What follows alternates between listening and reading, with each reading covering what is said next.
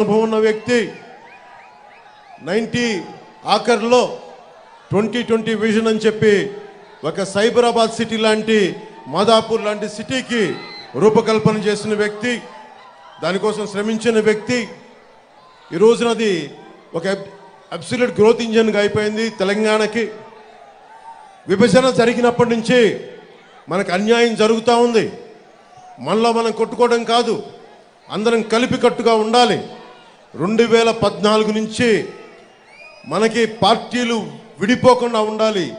ఎవరికాళ్ళు సొంతంగా చేస్తే మళ్ళీ దుర్మార్గులు రాజ్యాలు వెళ్తారు. 2014 నుంచి ఆ రోజు నేను ఇక్కడ శ్రమ పడతా ఉన్నాను. దాంట్లో భాగంగానే 2014లో అరివిల్లి రాధాకృష్ణ గారు మొట్టమొదటిసారిగా ఎమ్మెల్యేగా ఎన్నికయ్యారు. ఇది నేను కోరుకుంటుంది. మీకు ప్రభుత్వం చూడండి ఎలా ఉందో. పోలవరం ప్రాజెక్ట్ అయ్యిందా అని అడిగితే ఆ పోలవరం ప్రాజెక్ట్ ఇరిగేషన్ ముఖ్యమంత్రి డ్యాన్సులు చేస్తూ ఉన్నాడు. ఓలమ్మి తిక్కరేగిందా, ఒళ్ళంతా తిమ్మిరెక్కిందా అని చెప్పి ఇలాంటి పాటలకి డ్యాన్స్ ప్రాక్టీస్ చేస్తూ ఉంటాడు.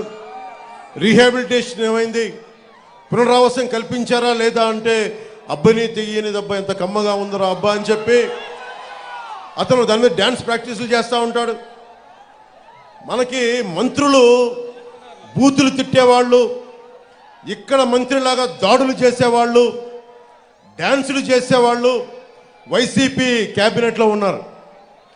ఇంతమంది ఈరోజు నేను మీకోసం చప్పట్లు కొట్టించుకోవడానికి రాలేదు, మీకోసం మేమందరం నిలబడడానికి వచ్చాం. ఇక్కడికి తగ్గాం మేము. చంద్రబాబు గారు తగ్గారు. ఒక బలమైన వ్యవస్థాపక బలం ఉండి కూడా ఆయన తగ్గారు. ముఖ్యంగా నేను ఇక్కడ తణుకు నియోజకవర్గం జనసేన అభ్యర్థిని ప్రకటించిన తర్వాత కూడా నేను తగ్గాల్సి వచ్చింది. ఎందుకు తగ్గాల్సి వచ్చింది అంటే ఇన్ని స్థానాలు గెలవాలి, ఓటు చీలిపోకూడదు. దాంట్లో భాగంగా మా అన్నయ్య నాగబాబు గారి సీటు కూడా అనకాపల్లి పార్లమెంట్ అభ్యర్థిగా ప్రకటించి కూడా మన భారతీయ జనతా పార్టీ కేంద్ర నాయకత్వం అడిగినప్పుడు దాన్ని నేను తీసుకొని మా అన్నయ్య గారికి కూడా క్షమాపణలు చెప్పి పెద్ద మనసుతో అర్థం చేసుకోమని నేను తగ్గాను.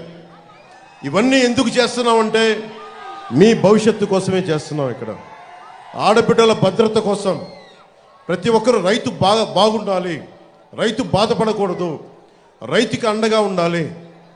ఈ రోజుకి మనం కోరుకుంటుంది బేసిక్ హెల్త్ కేర్. ఇక్కడ మనకి జిల్లాగా ఏర్పడిన తర్వాత హాస్పిటల్ ఏర్పాటు చేశారు. హాస్పిటల్ ఈ రోజుకి రోగి తిండి ఖర్చులకి 2 కోట్ల రూపాయలు ఇంకా బకాయిలు ఉన్నాయి, బకాయిలు తీర్చలేదు. దోపిడీ మీద దృష్టి ఉన్నవాడు ప్రజల అవసరాలకి ఏమాత్రం గుర్తిస్తారు వీళ్ళు. ఈ రోజున ఈ మే 13 వచ్చే ఎన్నికల్లో మీరు ప్రత్యేకమైన దృష్టి పెట్టండి.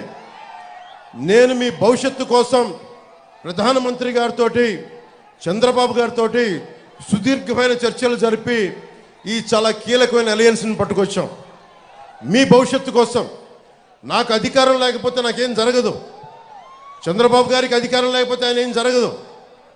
కానీ మీ భవిష్యత్తు, ఒక రైతుకి ధాన్యం మొలకలు పోతే మొత్తం కుటుంబం బాధపడిపోద్ది, తుడిచిపెట్టుకుపోద్ది, ఆర్థిక వ్యవస్థ చిన్నాభిన్నం అయిపోద్ది. 5 సంవత్సరాలు మీకు ఉద్యోగాలు ఇస్తానని చెప్పి డిఎస్సి నోటిఫికేషన్ ఇవ్వలేదు. మాట్లాడితే జగన్ క్లాస్ వార్ అని మాట్లాడతాడు. క్లాస్ వార్ అంటే అర్థం ఏంటి? డబ్బున్నాడు పేదవాడిని దోచుకు తింటాం, డబ్బున్నవాడు కష్టపడేవాడిని దోచుకు తింటాం.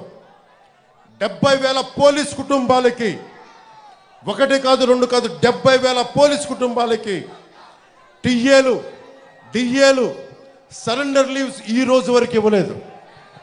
దీని మీద ఒక్కడు స్పందించడు. పోలీసుల శ్రమశక్తిని కూడా దోపిడీ చేసేవాడు జగన్. ఇలాంటి వ్యక్తి ఇంకొకసారి అవకాశం ఇస్తే మీరు ఏం జరుగుతుందో మీరు ఆలోచించండి. మేము రోడ్ల మీదకి వచ్చి కొట్లాడాల్సి వస్తుంది. మీ భవిష్యత్తు కోసం ఉన్న ఇక్కడ మంత్రిని చూశారు, సివిల్ సప్లైస్ మంత్రినే.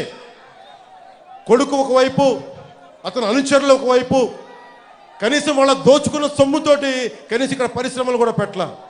ఎక్కడో తెలంగాణలో బాలానగర్లో ఇక్కడ కూర్చొని స్టీల్ ఫ్యాక్టరీలు పెట్టుకున్నారు. అక్కడికి వెళ్ళి ఇక్కడ దోచేసిన డబ్బుతోటి, ఇక్కడ టీడీఆర్ బాండ్లతోటి దోచేసిన డబ్బుతోటి వెళ్ళి తెలంగాణ హైదరాబాద్లో బాలానగర్లో ఫ్యాక్టరీలు పెట్టుకున్నారు. కనీసం అవినీతి డబ్బుతోటి కనీసం ఇక్కడ పరిశ్రమలు పెట్టినా కానీ కొద్దిమంది కనీసం ఉపాధి అవకాశాలను వచ్చిండే, వాడు కనీసం ఆ జ్ఞానం కూడా లేదు ఆ మనుషులకి. ఇది మీరు చాలా ఆలోచించి నిర్ణయం తీసుకోండి. మాకేమవ్వదు. ఆయన చాలా గుండె దిట్టు ఉన్న నాయకుడు. ఆయన జగన్ అకారణంగా ఆయన జైల్లో పెడితే నేను వెళ్ళి చూస్తే ఆయన ఏం బెసగల బెదర్ల బలంగా నిలబడి ఉన్నాడు. ఆయన దేనికి బెదిరే వ్యక్తి కాదు ఆయన.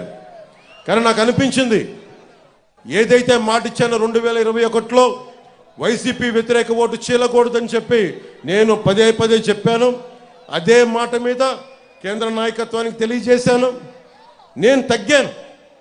నన్ను కావాలంటే విమర్శించారు.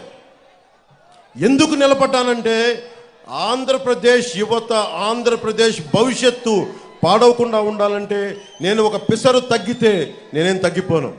ఎక్కడ నెగ్గాలో కాదు, ఎక్కడ తగ్గాలో తెలియాలి. దేనికి తగ్గాను నేను? ఇక్కడ అభ్యర్థిని అనౌన్స్ చేసిన తర్వాత కూడా ఎందుకు తగ్గాల్సి వచ్చింది అంటే, మా వాళ్ళు ఒకళ్ళు తగ్గుతారు కానీ మీరు గెలుస్తారు, మీకు ఉపాధి అవకాశాలు వస్తాయి. అది దృష్టిలో పెట్టుకొని నేను తగ్గాను తప్ప పార్టీని తగ్గించాలని కానీ కూడా కాదు. ఎందుకంటే 4 దశాబ్దాలుగా ఒడిదుడుకులు తీసుకున్న వ్యక్తి, ఆయన అనుభవం కావాలి. అలాగే నేను ఎక్కడ సమస్య ఉన్నా